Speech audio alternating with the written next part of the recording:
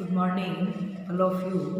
Paper first ज्ञान तथा पाठ्यक्रम यूनिट फोर्थ छात्रों की सांस्कृतिक भिन्नता एवं शिक्षक छात्र संबंध, इसके बारे में आज हम अध्ययन करेंगे। भारतीय संस्कृति अनेकता में एकता के लिए जानी जाती है। भारतीय संस्कृति के मूल तत्व मानवता, नैतिकता एवं सद्भावना आदि सभी प्रकार की संस्कृतियों में किसी न किसी रूप में पाए जाते हैं। इसके अतिरिक्त भी भारतीय विद्यालयों में अनेक ऐसे छात्रों को आगमन होता है जिनमें भाषाई रीति रिवाज, परंपराएं, भोजन की विधियाँ तथा वैवाहिक परंपराएं आदि भिन्न होती है। प्रायः व्यवहार में भी देखा जाता है कि हमारे कपड़े पहनने के ढंग में पर्याप्त भिन्नता देखने को मिलती है। इन छात्रों की सांस्कृतिक आवश्यकताओं को समझना चाहिए।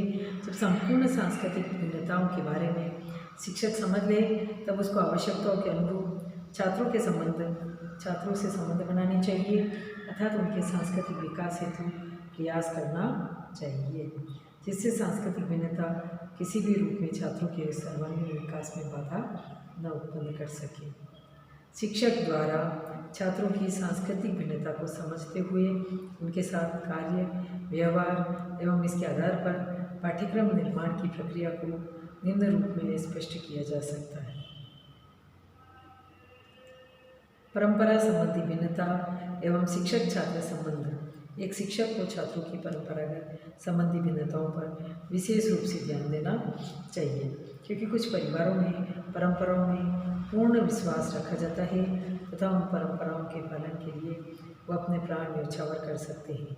वहीं कुछ परिवारों में उन मान्यताओं को स्वीकार किया जाता है जो कि स्वस्थ एवं उपयोगी होते हैं। शिक्षक का भी यही प्रयास होना चाहिए कि प्रत्येक परंपरा मानव की सांस्कृतिक विकास, सांस्कृतिक सुख के लिए होती है। जिन परंपराओं से मानव को कष्ट होता है उन परंपराओं को रूढ़िवादी परंपरा माना जाता है। इस आधार पर प्रत्येक स्वस्थ परंपरा का विकास छात्रों में करना चाहिए तथा रूढ़िवादी परंपराओं को समाप्त करना चाहिए। सेकंड पॉइंट, विश्वास संबंधी भिन्नता एवं शिक्षक छात्र संबंध। समाज में अनेक प्रकार के सांस्कृतिक विश्वास प्रचलित होते हैं। कुछ परिवारों में ये विश्वास अंधविश्वास के रूप में होते हैं, जैसे यज्ञ हवन के बाद बलि देना, ईद के अवसर पर कुर्बानी देना। ये दोनों ही परंपरा एवं विश्वास अंधविश्वास की श्रेणी में आते हैं। इस प्रकार के परिवारों के बालकों की मानसिकता भी ऐसी ही होती है। कुछ परिवारों में इस प्रकार के अंधविश्वास नहीं पाए जाते और वे सभी सांस्कृतिक विश्वासों को उपयोगी एवं वैज्ञानिकता की कसौटी पर परखने के बाद ही स्वीकार करते हैं। शिक्षक को अनुपयोगिता एवं वैज्ञानिकता की कसौटी पर रखने के बाद ही स्वीकार करते हैं। थर्ड पॉइंट है सांस्कृतिक जागरूकता एवं संबंधी भिन्नता एवं शिक्षक छात्र संबंध। सांस्कृतिक जागरूकता की स्थिति भी भिन्न भिन्न रूपों में देखी जाती है। कुछ परिवार सांस्कृतिक परंपराओं के प्रति जागरूक होते हैं, वे उन सांस्कृतिक मूल्यों एवं परंपराओं को अपने कार्य एवं व्यवहार में स्थान देते हैं जो कि समाज के लिए उपयोगी है। वे सांस्कृतिक व्यवस्था के प्रति जागरूक नहीं होते। इस स्थिति में शिक्षक को जो छात्र सांस्कृतिक जागरूकता उनके परिवार से आते हैं तो उनके ऊपर विशेष ध्यान देना चाहिए। फोर्थ पॉइंट है खान पान संबंधी भिन्नता एवं शिक्षक छात्र संबंध। खान पान संबंधी व्यवस्था में भी विविध प्रकार की भिन्नताएँ देखने को मिलती है। कुछ परिवार में भोजन मेज कुर्सी पर बैठकर किया जाता है, कुछ परिवारों में भोजन आसन पर बैठकर किया जाता है। शिक्षक को इस प्रकार के परिवारों से आए छात्रों के साथ समन्वित दृष्टिकोण अपनाना चाहिए। भोजन के दोनों ही प्रकार सांस्कृतिक दृष्टि से अनुचित है। फिफ्थ पॉइंट है वेशभूषा संबंधी भिन्नता एवं शिक्षक छात्र संबंध। अनेक परिवारों में वेशभूषा को सामान्य रूप से स्वीकार किया जाता है। वे किसी भी प्रकार के कपड़े पहन सकते हैं तथा उनको कोई आपत्ति नहीं होती, जबकि मुस्लिम संस्कृति में वेशभूषा को अधिक महत्व दिया जाता है। बालिकाओं को बुर्का पहनने की शिक्षा दी जाती है। 6 पॉइंट है धार्मिक भिन्नताएं एवं शिक्षक संबंध। धार्मिक भिन्नता का प्रभाव भी संस्कृति की भिन्नता पर पड़ता है। समाज में धर्म के आधार पर भी अनेक क्रियाकलाप संपन्न किए जाते हैं, जैसे हिंदू धर्म में हवन एवं वैदिक का विशेष स्थान है। इसके परिणाम स्वरूप विवाह एवं मांगलिक कार्यों में यज्ञ एवं हवन का प्रयोग व्यापक रूप से किया जाता है। इस प्रकार की अनेक विशेषताएं संस्कृतियों में भिन्नता उत्पन्न करती है। धर्म आधारित सांस्कृतिक भिन्नता के लिए शिक्षक को छात्रों में मानवता एवं नैतिकता की भावना का विकास करना चाहिए। प्रत्येक शिक्षक को यह बताना चाहिए कि कोई भी धर्म मानवता एवं नैतिकता के लिए नहीं हो सकता, इसलिए धार्मिक आधारित सांस्कृतिक तथ्यों की परीक्षा नैतिकता एवं मानवता की कसौटी पर करने के बाद ही उन्हें स्वीकार करना चाहिए। 7 पॉइंट है लोक नृत्यों की भिन्नता एवं शिक्षक छात्र संबंध। सांस्कृतिक कार्यक्रमों में लोक नृत्य का आयोजन अनेक अवसरों पर किया जाता है। विद्यालय में भी विविध लोक नृत्यों से संबंधित कलाओं को जानने एवं मानने वाले छात्र होते हैं। 8 पॉइंट है लोक संगीत संबंधी भिन्नता एवं शिक्षक छात्र संबंध। शिक्षालय में लोक संगीत संबंधी विभिन्नताओं वाले छात्र भी देखे जाते हैं। इसके लिए भी शिक्षक को सामान्य रूप से विविध प्रकार के संगीतों का ज्ञान होना चाहिए। विद्यालय में यदि पाठ्यक्रम सहगामी क्रियाओं के अंतर्गत सभी प्रकार के संगीतों को सीखने की व्यवस्था है तो शिक्षक का कार्य सरल हो जाता है। यदि सभी प्रकार के संगीतों को सीखने की व्यवस्था नहीं है तो शिक्षक को प्रचलित सार्वभौमिक संगीत को सीखने की प्रेरणा सभी छात्रों को लेनी चाहिए। 9 पॉइंट है लोकगीत एवं कहानियाँ संबंधी भिन्नता एवं शिक्षक छात्र संबंध। वर्तमान विद्यालय में पढ़ने वाले छात्र उनमें विविध परिवारों से आते हैं, जिनमें विविध प्रकार के लोकगीत एवं कहानियों का प्रचलन होता है। कुछ परिवारों में असरल लोकगीतों का प्रचलन होता है तो कुछ परिवारों में विचार आदि में गालियाँ गाने का प्रचलन होता है। 10 पॉइंट है सांस्कृतिक मूल्यों संबंधी भिन्नता एवं शिक्षक छात्र संबंध। विभिन्न प्रकार की संस्कृतियों में मूल्यों की स्थिति भिन्न भिन्न होती है। जैसे हिंदू संस्कृतियों को मानने वाले व्यक्ति किसी जीव के प्रति हिंसा का भाव नहीं रखते तथा जीवों पर दया करते हैं, जबकि मुस्लिम संस्कृति को मानने वाले व्यक्ति जीव हिंसा के प्रति सकारात्मक दृष्टिकोण रखते हैं और जीवों को मारकर भोजन तैयार करते हैं। इस प्रकार की संस्कृति में मानवीय एवं नैतिक मूल्यों का भाव होता है। इस स्थिति में शिक्षक को यह समझाने का प्रयास करना चाहिए कि जीव हिंसा किसी भी रूप में उचित नहीं है। 11 पॉइंट है सांस्कृतिक सोच संबंधी भिन्नता एवं शिक्षक छात्र संबंध। विभिन्न प्रकार की संस्कृतियों में सोच भी विभिन्न प्रकार की होती है। भारतीय संस्कृति से संबंधित छात्रों में व्यापक सोच पाई जाती है। वह अपनी संस्कृति में उन सभी तथ्यों को संबंधित कर लेते हैं जो उपयोगी एवं अनुकूल होते हैं। आज भारतीय संस्कृति में अनेक परंपराएं पाश्चात्य संस्कृति से संबंधित है, जैसे सहशिक्षा, महिला द्वारा नौकरी करना, नारी को भी उसके समान सम्मान प्रदान करना आदि। 12 पॉइंट है सांस्कृतिक कार्यक्रमों में विभिन्नता एवं शिक्षक छात्र संबंध। सांस्कृतिक भिन्नता वाले छात्रों की आकांक्षा होती है कि विद्यालय में जो भी सांस्कृतिक कार्यक्रम होते हैं उनमें उनकी संस्कृति के कार्यक्रम को प्रधान रूप में रखा जाए।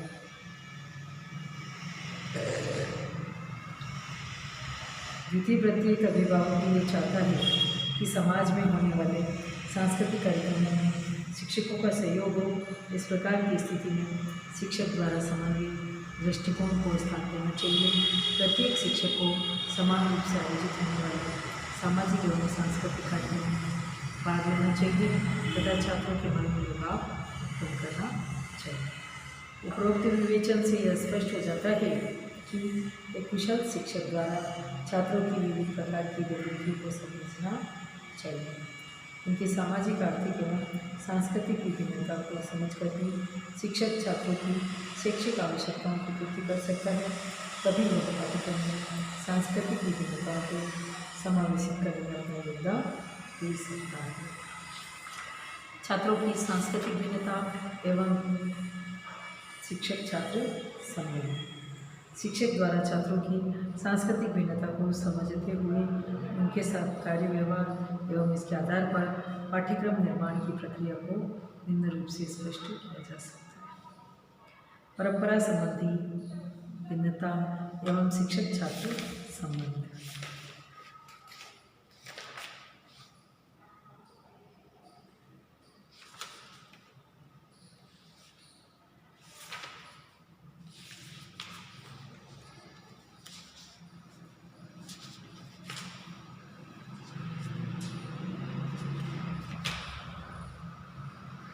छात्रों की आर्थिक भिन्नता एवं पाठ्यक्रम निर्माण में शिक्षक की महत्वपूर्ण भूमिका होती है। कक्ष में छात्रों की विविधता को समझकर शिक्षक पाठ्यक्रम की रचना और विषय वस्तु को निर्धारित करने में महत्वपूर्ण योगदान देता है। इस कार्य को शिक्षक द्वारा सहानुभूतिपूर्ण ढंग से संपन्न किया जा सकता है। छात्रों की आर्थिक भिन्नताओं को समझते हुए छात्र शिक्षक संबंध एवं व्यवहार को निम्न रूप में स्पष्ट किया जा सकता है।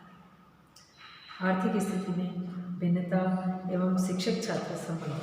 विद्यालय में अध्ययन के लिए आने वाले छात्रों के परिवारों की आर्थिक स्थिति एवं समान नहीं होती है तथा उनकी आवश्यकताएं भी एक समान रूप में नहीं होती। इसलिए एक शिक्षक को दोनों ही प्रकार के छात्रों की आवश्यकताओं को समझकर अपने कार्य एवं व्यवहार का निर्धारण करना चाहिए।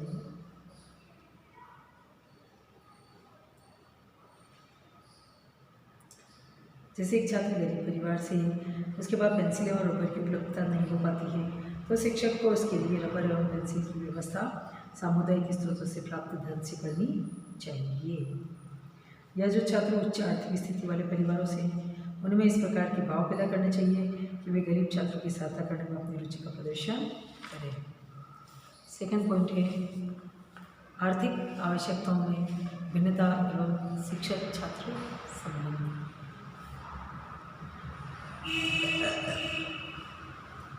विद्यालय में आने वाले छात्रों की आर्थिक आवश्यकताओं में भी भिन्नता दृष्टिगोचर होती है। जैसे उच्च परिवार का बालक सरकारी विद्यालय में अध्ययन के लिए आता है तो उसकी आवश्यकता मेज कुर्सी पर बैठकर पढ़ने की होगी, क्योंकि घर पर ही वह मेज कुर्सी का प्रयोग करता है। पर जबकि गरीब परिवार का छात्र टाटपट्टी पर बैठकर पढ़ सकता है। शिक्षक को अपने छात्रों के प्रति अपने संबंध को आत्मीय बनाना होगा, उसको टाटपट्टी पर बैठकर पढ़ने के लाभ बताने होंगे तथा विद्यालय में विद्यार्थी जीवन को तपस्यामय बताना होगा। थर्ड पॉइंट है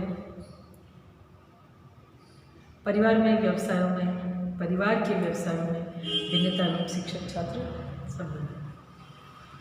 शिक्षक को सदैव छात्रों की व्यावसायिक भिन्नता की स्थिति पर भी ध्यान देना चाहिए, क्योंकि व्यावसायिक स्थिति का घनिष्ठ संबंध आर्थिक स्थिति से होता है। किसान परिवार से आने वाले छात्र की आर्थिक स्थिति कमजोर होगी तथा उद्योगपति के परिवार से आने वाले छात्र की आर्थिक स्थिति सुदृढ़ होगी।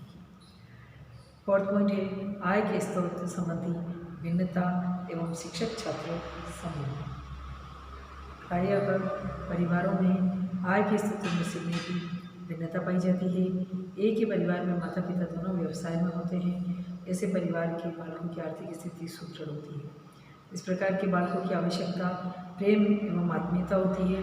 इन बालकों को अपने माता पिता के साथ रहने का कम अवसर मिलता है। इनके पास धन की कमी नहीं होती, संस्कारों एवं प्रेम की कमी होती है। शिक्षक को अपने कार्य एवं व्यवहार से इनकी इन आवश्यकताओं की पूर्ति करनी चाहिए। फिफ्थ पॉइंट है व्यय की स्थिति में भिन्नता एवं शिक्षक छात्र संबंध। अनेक परिवारों में व्यय करने की योग्यता नहीं पाई जाती है। दूसरे शब्दों में कुछ छात्र मितव्ययी परिवारों से आते हैं तथा कुछ छात्र अधिक व्यय करने वाले परिवारों से आते हैं। इस प्रकार के परिवारों के अंतर्गत धन का महत्व नहीं समझा जाता। शिक्षक को ऐसे परिवारों के बालकों को धन की उपयोगिता के बारे में भी ज्ञान प्राप्त करना चाहिए। 6 पॉइंट है संसाधनों की उपलब्धता संबंधी भिन्नता एवं शिक्षक छात्र संबंध। संसाधनों की उपलब्धता की स्थिति में भी समाज में आर्थिक विषमता की स्थिति उत्पन्न करती है। जैसे जिन परिवारों के पास प्राकृतिक संसाधनों के रूप में कृषि योग्य भूमि, पत्थर को खाना तथा बगीचे आदि होते हैं, उन परिवारों की आर्थिक स्थिति सुदृढ़ होती है। जिन परिवारों के पास किसी प्रकार के प्राकृतिक संसाधन उपलब्ध नहीं होते, उन परिवारों के बालकों को आर्थिक विपन्नता में अपना जीवन व्यतीत करना पड़ता है, क्योंकि इन परिवारों द्वारा मजदूरी का कार्य किया जाता है। नेक्स्ट पॉइंट है धन का असमान वितरण एवं शिक्षक छात्र संबंध। प्रत्येक देश एवं समाज में धन का समान वितरण यहाँ नहीं देखा जाता। धन के असमान वितरण के कारण समाज पूंजीपति एवं मजदूर वर्ग के अंतर्गत विभाजित हो जाता है। एक कुशल शिक्षक को सदैव मजदूर वर्ग के छात्रों के प्रति सहानुभूतिपूर्ण व्यवहार करना चाहिए तथा पूंजीपति वर्ग के छात्रों को यह बताना चाहिए उनका दायित्व भी इन छात्रों की सहायता करना है।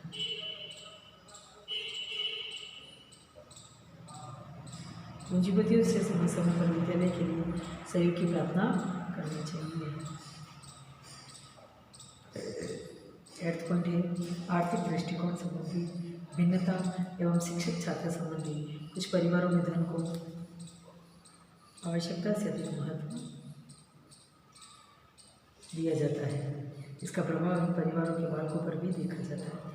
कुछ परिवारों में धन को उसी प्रकार की सामान्य वस्तु समझा जाता है जैसे कि उपयोग की अन्य वस्तुओं को समझा जाता है। 9वां पॉइंट है आर्थिक प्रगति में विश्वास संबंध भिन्नता एवं शिक्षक छात्र संबंध। कुछ परिवारों में आर्थिक प्रगति के प्रति पूर्ण विश्वास व्यक्त किया जाता है। वे आर्थिक प्रगति को संपूर्ण प्रगति के रूप में देखते हैं। इसका प्रभाव उनके बालकों पर भी देखा जाता है। 10th है धन के उपयोग संबंधी भिन्नता एवं शिक्षक छात्र। कुछ परिवारों में धन का उपयोग अनावश्यक प्रदर्शन के लिए किया जाता है, जिससे कि उनको समाज में सभी आर्थिक रूप से संपन्न समझ सके। इस प्रकार का प्रदर्शन मूर्खतापूर्ण प्रदर्शन कहलाता है, जो कि वर्तमान समय में सर्वाधिक रूप में देखने को मिलता है।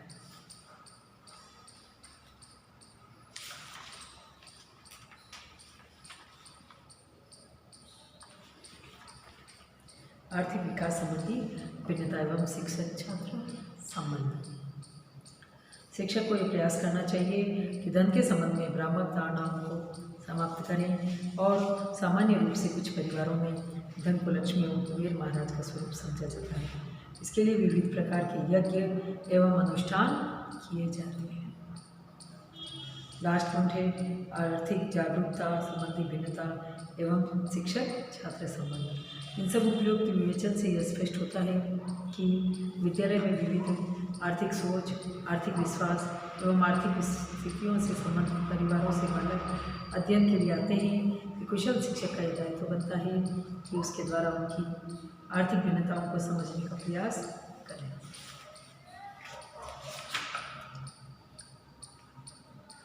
आदर्शों के पढ़ने की आवश्यकता एवं महत्व निम्न रूप से स्पष्ट किया जा सकता है। रुचिपूर्ण शिक्षण के लिए यह आवश्यक है कि आदर्शों का अध्ययन किया जाए, क्योंकि जब तक प्राचीन आदर्शों की उपयोगिता एवं महत्व का परीक्षण नहीं किया जाएगा, तब तक नवीन आदर्शों की खोज नहीं की जाएगी। सेकेंड पॉइंट है अधिगम स्तर में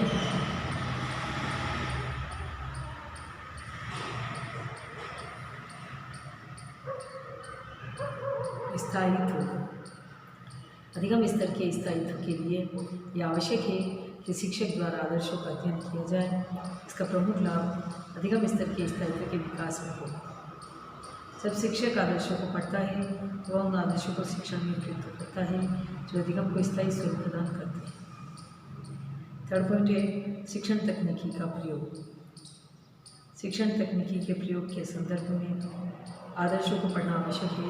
इसमें शिक्षक द्वारा उन बिंदुओं पर ध्यान दिया जाता है जो शिक्षण व्यवस्था के संबंधित।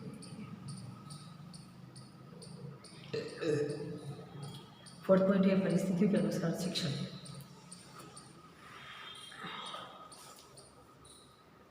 आदर्शों के पढ़ने से यह संभव हुआ है कि प्राचीन काल की भांति प्रत्येक परिस्थिति में शिक्षण कार्य को आरंभ न करके सबसे पहले उचित परिस्थितियों का निर्माण करना चाहिए।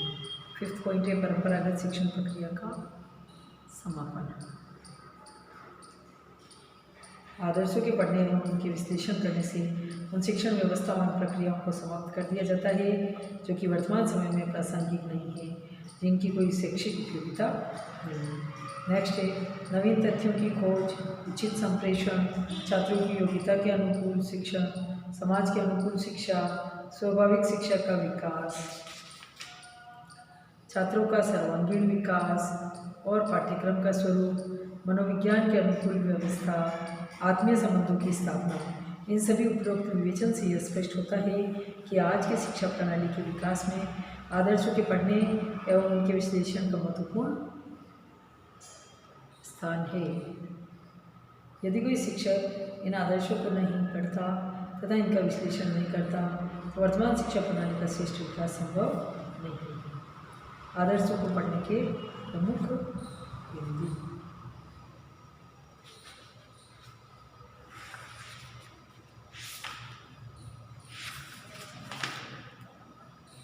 आदर्शों को पढ़ने की आवश्यकता एवं महत्व। रुचिपूर्ण शिक्षण के लिए और अधिगम्य स्तर में स्थायित्व के लिए शिक्षण तकनीकी का प्रयोग, परिस्थितियों के अनुसार शिक्षण, परंपरागत शिक्षण प्रक्रिया का समापन, नवीन तथ्यों की खोज, उचित संप्रेषण, छात्रों की योग्यता के अनुकूल शिक्षण,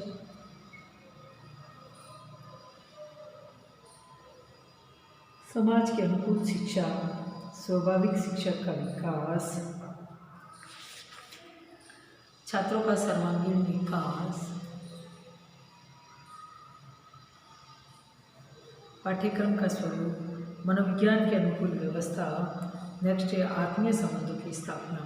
उपरोक्त विवेचन से स्पष्ट होता है कि आज की शिक्षा प्रणाली के विकास में आदर्शों के पढ़ने एवं उनके विश्लेषण का महत्वपूर्ण स्थान है।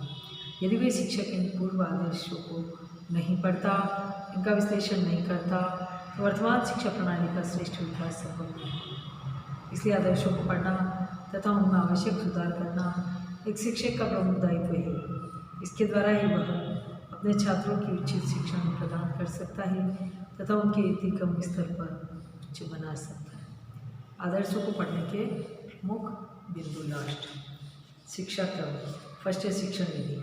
एक शिक्षक को चाहिए कि आदर्शों पर विचार करते समय शिक्षण विधियों को प्रमुख स्थान प्रदान करे और उसमें शिक्षक द्वारा यह विचार करना चाहिए इन शिक्षण विधियों की तुलना में कौन कौन सी शिक्षण विधियाँ हैं जो कि छात्रों को शिक्षण प्रदान करने में प्रयुक्त हो सकती है। सेकंड है शिक्षा क्रम। शिक्षा क्रम वह द्वितीय बिंदु है जिसको आदर्शनात्मक व्यवस्था के लिए विचार में महत्वपूर्ण स्थान प्रदान किया जा सकता है। दूसरे शब्दों में शिक्षक को अपने पूर्व शिक्षा क्रम पर विचार अवश्य करना चाहिए। शिक्षा क्रम से संबंधित विषयों की समीक्षा भी उसे अनिवार्य रूप से करनी चाहिए। थर्ड पॉइंट है शिक्षकों की सोच। आदर्शों के संबंध में शिक्षकों को अपने निर्णय को प्रमाणित करने, अपनी आत्मसंतुष्टि के लिए अन्य शिक्षकों की सोच को अध्ययन करना चाहिए जिससे कि उसके विचार में विश्वसनीय एवं लेखक की दिखता हो सके। फोर्थ पॉइंट है बालकों की सोच। आदर्शों के पढ़ने के चतुर्थ बिंदु के रूप में छात्रों की सोच के संदर्भ में भी शिक्षक को विचार करना चाहिए क्योंकि हमारे संपूर्ण प्रयास छात्रों की शैक्षिक बुनियाद तथा उनके सर्वांगीण विकास के लिए किए जाते हैं। फिफ्थ पॉइंट है नवीन तथ्यों की खोज। शिक्षक का कार्य मात्र आदर्शों को पढ़ना या उनका विश्लेषण करना ही नहीं होगा, वरन उसको विभिन्न बिंदुओं के विविध स्वरूपों पर विचार करना होगा। इस विचार प्रक्रिया के माध्यम से नवीन तथ्यों की खोज की जानी चाहिए। जैसे शिक्षक द्वारा यह तथ्य स्पष्ट रूप से ज्ञात कर लिया जाए कि छात्रों को उनकी योग्यता एवं स्तर के अनुसार शिक्षण प्रदान करना चाहिए तथा इस संदर्भ में शिक्षक का दायित्व हो जाता है कि उसको छात्रों के अनुसार विषय वस्तु का चुनाव करना चाहिए। शिक्षण विधि के कार्यों का चुनाव करना चाहिए तथा शिक्षण अधिगम सामग्री का निर्माण करना चाहिए। इस प्रकार नवीन तथ्यों की खोज करना चाहिए, उसको क्रियान्वित करना आदर्शों को पढ़ने का प्रमुख बिंदु है। Thank you.